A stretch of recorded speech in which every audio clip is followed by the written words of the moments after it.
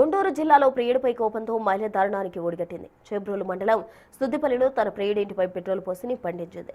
ఆ సమయంలో ఇంట్లో ఉన్న ప్రియుడు భార్య, కుమారుడు, తల్లి సహా మొత్తం 10 మంది తీవ్రంగా గాయపడ్డారు. సమాచారం అందుకున్న చేబ్రోలు పోలీసులు ఘటనా స్థలికి చేరుకుని విచారణ చేపట్టారు. క్షతగాత్రులను మెరుగైన చికిత్స కోసం గుంటూరు జీజీహెచ్కు తరలించారు. ఈ ఘటన స్థానికంగా తీవ్ర కలకలం రేపింది.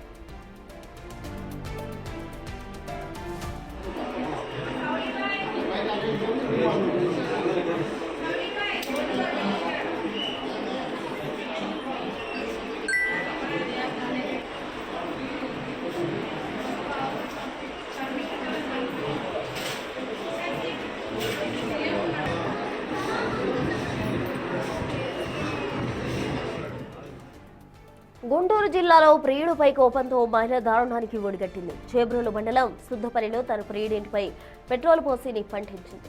సమయంలో ఇంట్లో ఉన్న ప్రియుడి భార్య, కుమారుడు, తల్లి సహా మొత్తం 10 మంది తీవ్రంగా గాయపడ్డారు.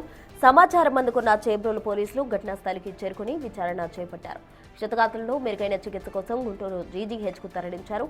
ఈ ఘటన స్థానికంగా తీవ్ర కలకలం రేపింది.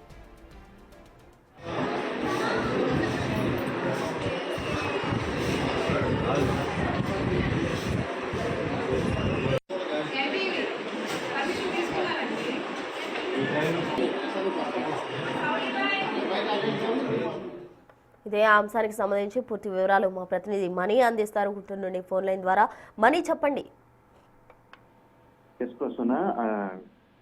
కున్నూరు నియోజకవర్గం సంబంధించి చేబ్రోలు మండలం సత్తిపల్లిలో ఒక దారుణ ఘటన చోటు చేసుకుంది. ప్రియుడి మీద అక్కస్తో ప్రియురాలు అతని ఇంటి పైన పెట్రోల్ వేసి పంటించిన ఘటన స్థానికంగా కలకలం రేపింది. సుద్దపల్లిలో ఉన్నటువంటి వ్యక్తికి సంబంధించి అతని భార్యతో గొడవల కారణంగా కొంతకాలం క్రితం అతని భార్య పుట్టింటికి వెళ్లిపోయిన నేపథ్యంలో స్థానికంగా ఉన్నటువంటి ఓ మహిళతో అతను పరిచయం ఏర్పరచుకున్న ఆ పరిచయం కాస్త ప్రేమకు దారితీసింది. అయితే కొంతకాలం నుంచి వాళ్ళిద్దరూ కూడా సన్నిహితంగా ఉంటున్నారు. అయితే ఈ మధ్య కాలంలో ఎవరైతే ప్రియుడు ఉన్నారో అతను తన భార్యను మళ్ళీ తిరిగి ఇంటికి తీసుకొచ్చిన క్రమంలో అతని భార్య మీద అక్కసు పెంచుకుంది ప్రియురాలు.